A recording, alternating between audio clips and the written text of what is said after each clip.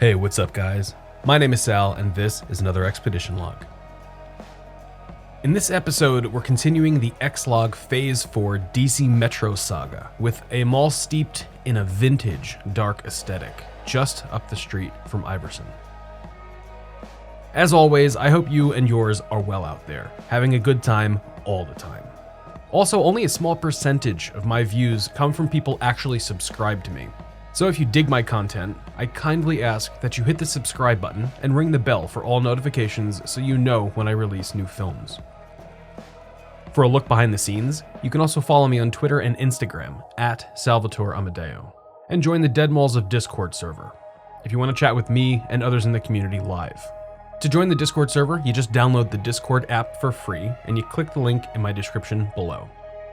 But today I'd like you to come take a walk with me through the center at Forestville, which I consider to be the antithesis of the often misrepresented 80s mall neon paradise trope. Malls used to be dark, and I see so many people obsessed with neon in malls, which is great, but lots of them think that neon defines malls. The late 80s mall neon phase was great, and I love finding neon in the wild, but the story is more complicated, and I'd like to show you a great example of what the majority of malls used to look like. But first, a word from our sponsor, the internet, guided by the fellow who wrote the Internet for Dummies book. Enjoy.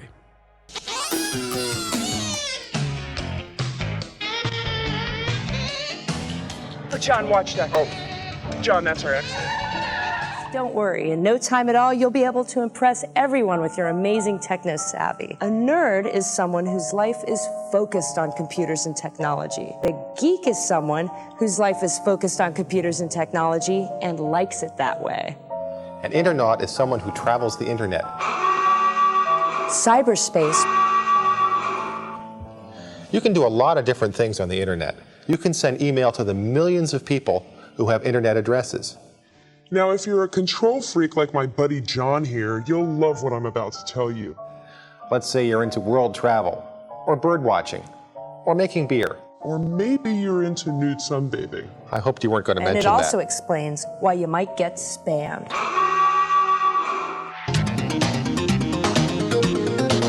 Subscribe to a few lists and you might end up canceling the rest of your life just so you can keep up with your email. This is kind of like a telephone ringing. There he is, he's talking to me. He says hi there. I say, what's for lunch? And hopefully it's not pastrami. Here's a bunch of jokes. Let's take a look at this one. Ya están aquí. Mira el bañador. La chancla. Todo despeinado porque no me dio tiempo nada ponerme la chancla y el bañador. Voy a la playa, había subido la marea.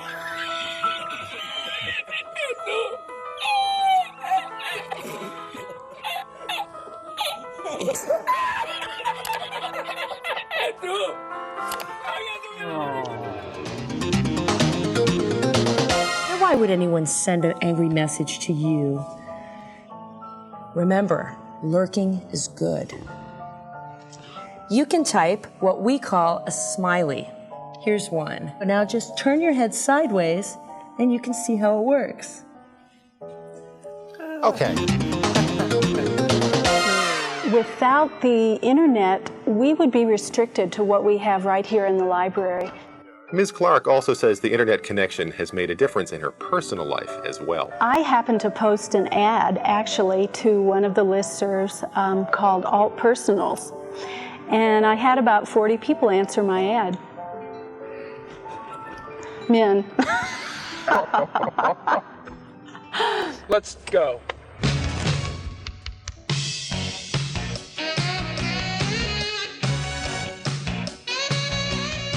The Internet Show is made possible by support of the Compact Computer Corporation and by annual financial support from viewers like you.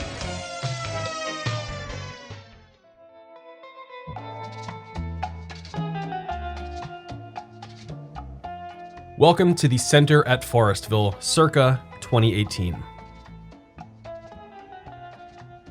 I thought it would be appropriate to just spend a few minutes taking a look at this footage before we dive into a full historical narrative and to see how the mall is doing more recently in 2021.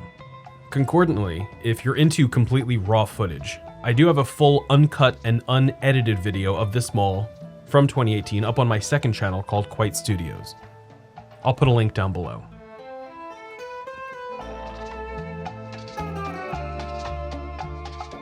Something about the design of this JCPenney compelled me to enter through its back entrance, and I couldn't help myself but to take a moment and really look it over. It has the same covered entrance that the Pennies at Century 3 Mall has. The stonework edges towards brutalism, and the canopy invokes a dystopian feel augmented by the patina on the stone, with an army of burnt-out light bulbs telling everyday shoppers to stay away from this entrance. Not me, though. I seek this kind of stuff out.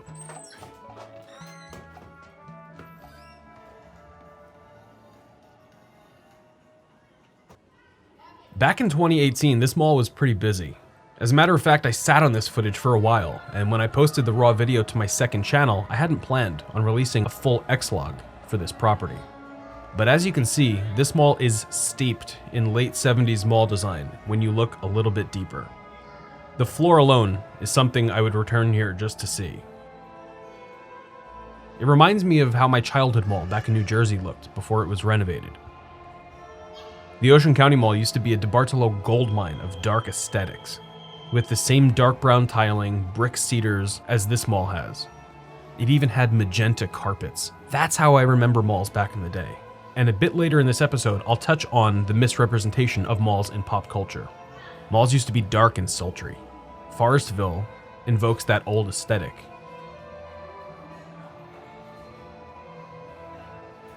But the footage you're seeing right now just didn't work for me.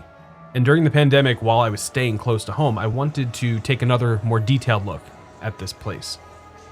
So I appreciate you guys indulging me for a couple of minutes just showing you the footage from 2018. That neon sign was the only one in the entire mall, by the way. But I wanted at least a bit of a contrast to show how the mall has fared from 2018 now through the pandemic and in 2021. Again, we'll touch on that whole neon thing a bit later. But back in 2018, I wouldn't have classified this as a dead mall. It had traffic, despite the Target closing off its mall concourse entrance, but there seemed to be plenty of people walking around.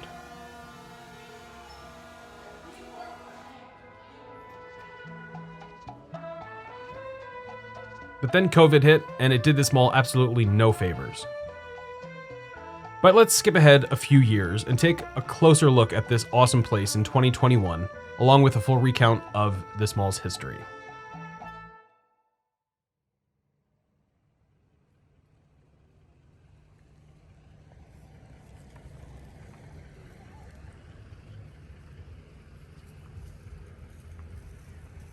Melvin Simon was one hell of a guy, and while most people know him as the namesake for tons of malls in the United States, retail development was just one part of this Renaissance man's life.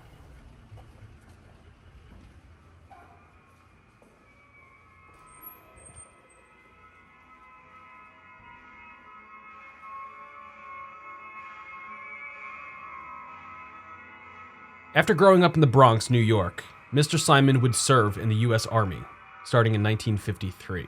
Then in 1959, Melvin, along with his brother Herb, would open a leasing company in Indianapolis. They went from building strip malls with drugstores and grocery stores to developing fully enclosed malls. Simon operated over 3 million square feet of retail space by 1967, and into the 1970s, movie producer would be added to Melvin Simon's list of accolades. In total, he financed 25 films, including Porky's and its 2 sequels. Then in 1983, Simon bought the Indiana Pacers NBA franchise. Melvin Simon was an incredibly diverse businessman, but his legacy would always come back to mall development, amassing over 244 million square feet of retail space as the largest mall operator in the United States, with over 2.8 billion shoppers producing $60 billion of revenue per year. Simon acquired dozens of malls over time, but their peak for actually developing their own properties would occur in the 70s and 80s. In April of 1978, it was announced that a brand new mall would be coming to the Forestville area of Prince George's County in Maryland. These plans outlined 2 anchor spaces which would occupy the mall, one of which would be JCPenney, who would move their store away from the Penmar shopping center directly across the street. Construction on the mall began in the summer of 1978 and was slated to cost well over $20 million. At the helm of development was a partnership between JCPenney's real estate division and Melvin Simon and Associates of Indianapolis. At the time, Simon had just opened their Golden Ring Mall just east of Baltimore, and they were now shifting a bit to the south to service the DC metro area. The Forest Village Park Mall had its grand opening and ribbon cutting at 10 a.m. on Thursday, April 10, 1980. JCPenney and Kmart served as senior anchors, and between the two stands one long concourse, with about 40 inline tenants occupying 176,640 square feet of gross leasable retail area. While the projections for construction showed that the total cost might be around $20 million, in reality the mall itself cost a total of $4,625,000, and the acreage on which the mall was built came in at $1,212,000. And I'm pretty sure that $20 million number, it was just exaggerated to drum up some hype for the new mall.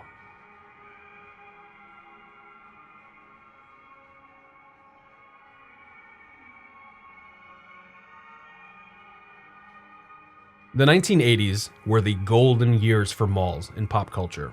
Tons of movies would feature malls as pivotal locations in the main storyline, and the neon installed in some malls through the 80s was an easy tool to showcase in advertising and merchandise. Fonts were even created to mimic the neon, and into the 90s, bright colors would saturate the world, carrying on the neon sword ushered in by a handful of malls in the 80s.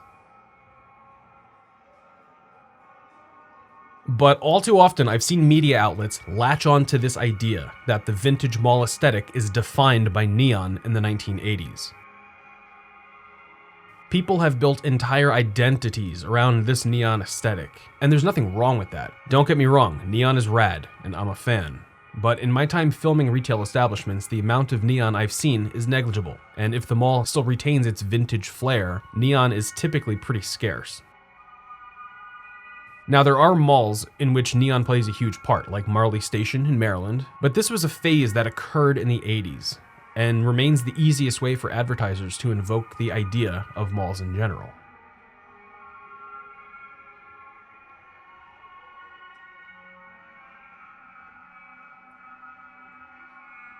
Malls were traditionally much darker, save for the super early malls in the 60s that had more of a Jetsons kind of vibe. There were dark brown tiles or sometimes carpeting with a maroon or maybe a red hue. Conversation pits were either sunken and surrounded with dark mulch and greens, or raised up and built with dark bricks and wooden benches. The courtyards were dimly lit by incandescent bulbs, which would typically burn out after a year or two of constant use. But in the food courts, you would find the neon signs for a select few eateries, like the one you see right there, the one neon sign. Extending into the main concourse of the mall would either be a plain white ceiling with a few mercury vapor lights, or it might be naturally lit with a skylight or clear-story windows. Walkways were often illuminated, and among what typically resembled street lamps, a flight of incandescent bulbs were scattered about, barely showing you your next step. The fabled neon utopia might have existed for a handful of malls built in the 1980s, but it was mainly a trope built by advertising firms, taking advantage of the easiest tool available to market their product. What we're seeing here at Forestville showcases the lurid reality in which vintage malls actually embodied. And the next time you see some show or video or whatever using only that neon font to advertise a mall with little to no neon, you should question it and tell them that I sent you.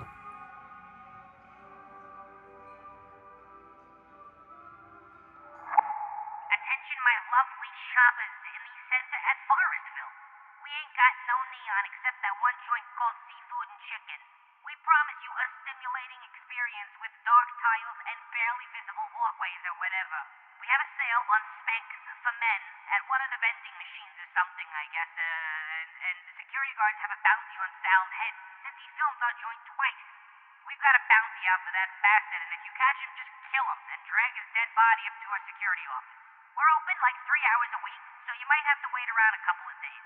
Make sure to really take in all the vintage aesthetic shit here at the Forestville Mall or whatever we're called, because if Simon gets a hold of us again, I guarantee all these dark tiles and bricks and incandescent lights and everything are out of here. As always, we aim to stimulate you, and your stimulation is our priority. We stimulate. Stimulation, it's all about stimulation, and I'm your stimulator, buddy, so let me stimulate you. Don't forget, Spanx for men are on sale somewhere around the mall, so get them while they're hot, go find them and buy Spanx, and we're gonna stimulate you. Have a great day, everybody. Thank you.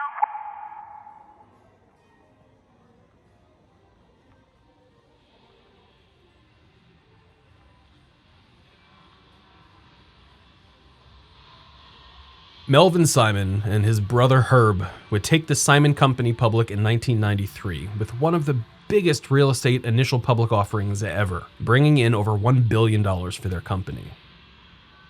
At this time, Eddie DeBartolo had also wanted to take his company public, but like a true gentleman, he let the Simon brothers go first. But then, just a few years later, in 1996, Simon and DeBartolo would merge in a huge deal, costing the Simon boys over $3 billion with the new entity called the Simon DeBartolo Group. This name would stick around for 2 years, and they would ultimately go back to being called the Simon Property Group in 1998. The Forest Village Park Mall marched proudly into the new millennium, backed by the biggest mall developer in the United States. But trouble was brewing for one of their 2 senior anchors, and trouble was afoot for the Forest Village Park Mall.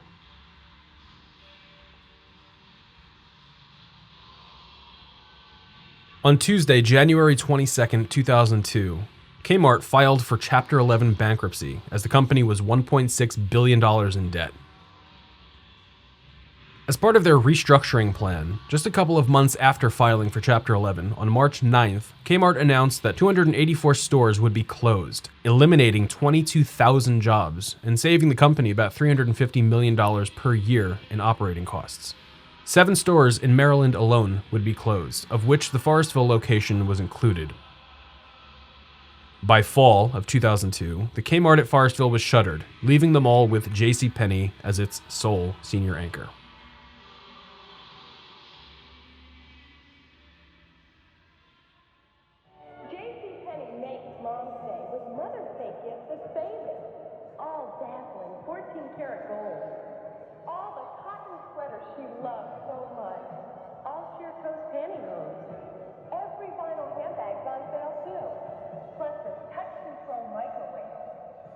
JCPenney Mother's Day sale. We do it a lot nicer than anyone.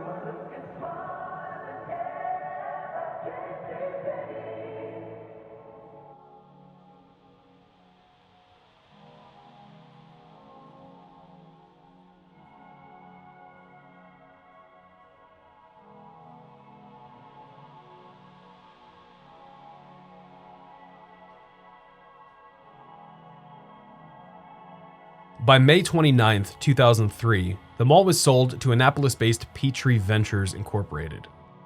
Heading the company was Walt Petrie, who had spent over 30 years developing retail space around Maryland. The purchase price for the mall wasn't disclosed. However, a 2003 state property assessment revealed that the Forest Village Park Mall carried a valuation of over $19.7 million. If I had to guess, I would say that the mall was sold for about $20 million.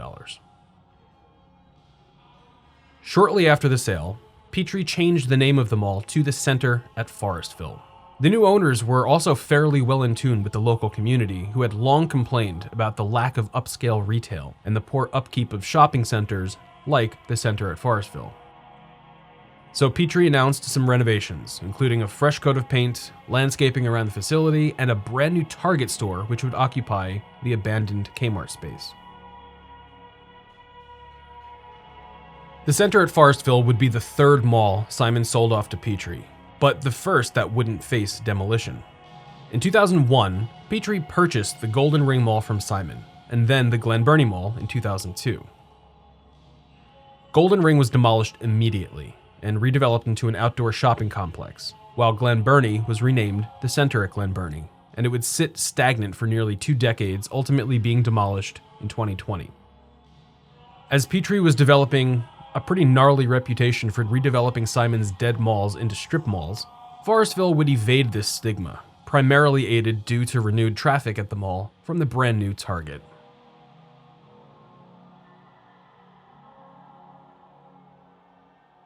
After the renovations and introduction of a Target store to the center at Forestville, no further work would be done to redevelop the mall. This place has been coasting since its acquisition by Petrie, now known as Petrie Richardson, and the Target has since closed off their interior mall access.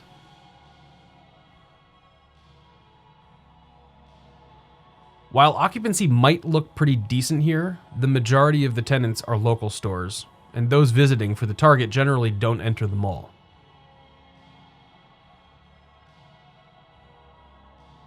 I showed up here for the first time in 2018 to shoot some less than desirable footage, and subsequently I decided not to revisit it. However, a couple of years after my first visit, 2020 derailed the positivity in the world, crawling out from behind the landfill it passed out in, stinking of wretchedness and introducing its pilot of the SS dumpster fire named COVID-19, driving the world into a grotesque misadventure from which it almost never recovered from.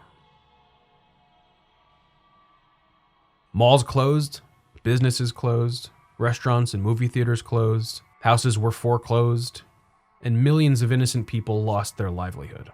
As all of the malls closed due to this plague, the JCPenney decided to close at Forestville on July 31st, 2020. No one in the local community really thought it would reopen, but I was pleased to find it open when I returned in January of 2021, albeit with its rear entrance sealed shut. I always love to go into the mall guts. You can find some really interesting stuff back there, but these mall guts were so bland, and I was kind of bummed out when I saw this. However, I did go into the bathroom. If you've seen my Stanton Mall video, which was ExLog 83, you'll remember the buzzing that I heard, the electric buzzing. And we're about to go into the bathroom here, where you'll hear some of that same buzzing. It was incredible, and it made my brain vibrate.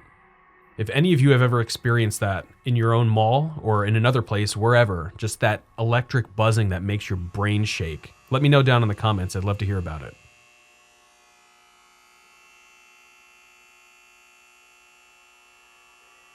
My brain is vibrating.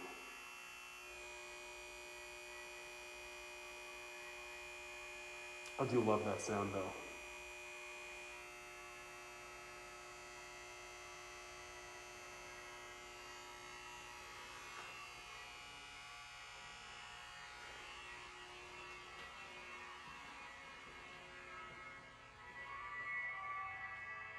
I remain hesitant to call Forestville a dead mall, but the ingredients are all just sitting there on the counter, ready to come together to bring this place down. Despite the JCPenney opening back up, it's still listed for sale on the corporate portal for JCPenney, and it's now showing that it's under contract.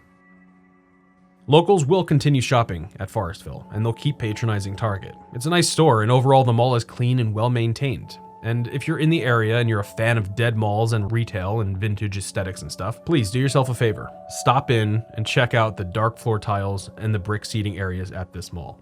It's stunning to see this dark late 70s mall aesthetic, and it's becoming a lot more rare.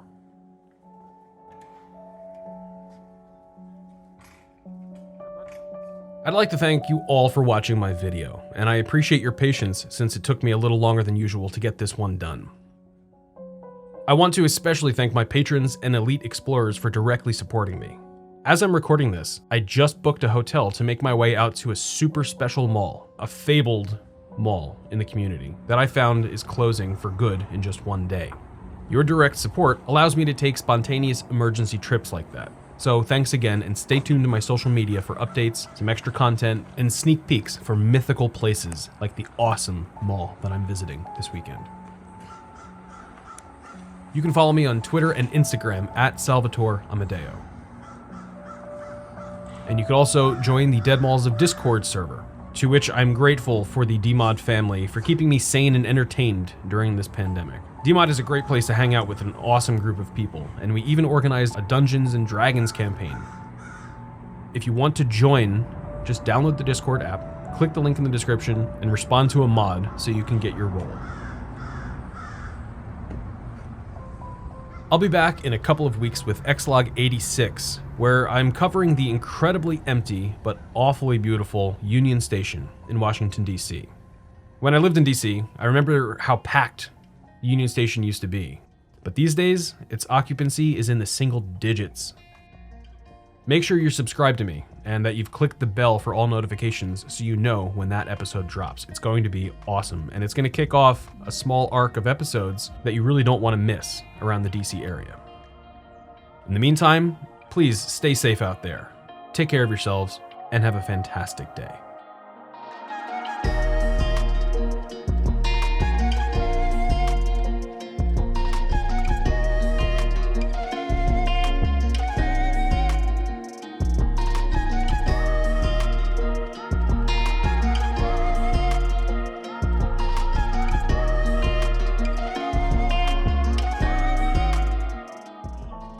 Remember, lurking is good.